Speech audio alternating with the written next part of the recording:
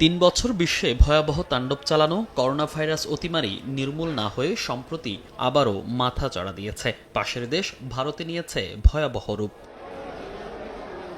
গত ২ সপ্তাহ ধরে দেশেও নতুন করে করোনা শনাক্ত হচ্ছে। ৫ জুন মারা যান একজন। সবশেষ ৮ জুন স্বাস্থ্য অধিদপ্তরের বিজ্ঞপ্তিতে জানানো হয় ২৪ ঘণ্টায় ৪ জনের পরীক্ষায় করোনা শনাক্ত হয় ৩ জনের শরীরে, অর্থাৎ নমুনা পরীক্ষার ৭৫%ই আক্রান্ত। এবার আতঙ্ক ছড়াচ্ছে ওমিক্রন ধরনের নতুন ভ্যারিয়েন্ট NB1.8.1। চিকিৎসকদের শঙ্কা, এই ভ্যারিয়েন্টটি বহু মানুষকে আক্রান্ত করতে পারে।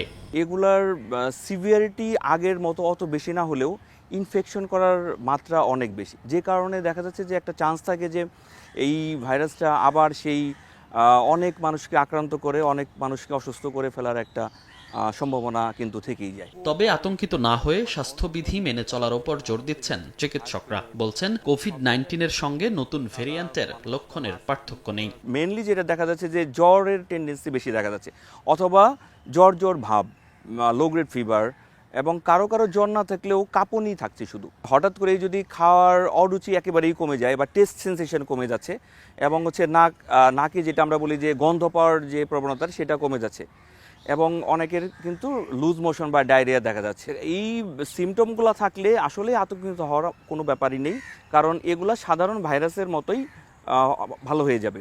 শুধু বাসায় একটু হোম রেস্ট নিবে, তারপরে দেখা যাচ্ছে যে একটু শরীর ব্যথা থাকলে একটু প্যারাসিটামল জাতীয় ওষুধ খাবে, এবং কোভিডের সময় যে আমরা হেলথ হাইজিনগুলো মেনটেন করেছি সেগুলো মেনটেন করতে হবে। স্বাস্থ্য সুরক্ষায় জনসমাগমপূর্ণ এলাকায় মাস্ক ব্যবহারের আহ্বান জানিয়েছে স্বাস্থ্য মন্ত্রণালয়। বয়স্ক ও অসুস্থদের ভিড় এড়িয়ে চলারও পরামর্শ দেওয়া হয়। এছাড়া দেশের সব স্থল, নৌ ও বিমানবন্দরে হেলথ স্ক্রিনিং এবং থার্মাল স্ক্যানার বা ডিজিটাল হেলথ থার্মোমিটারের মাধ্যমে নন টাচ টেকনিকে তাপমাত্রা নির্ণয় করার নির্দেশনা দেওয়া হয়েছে।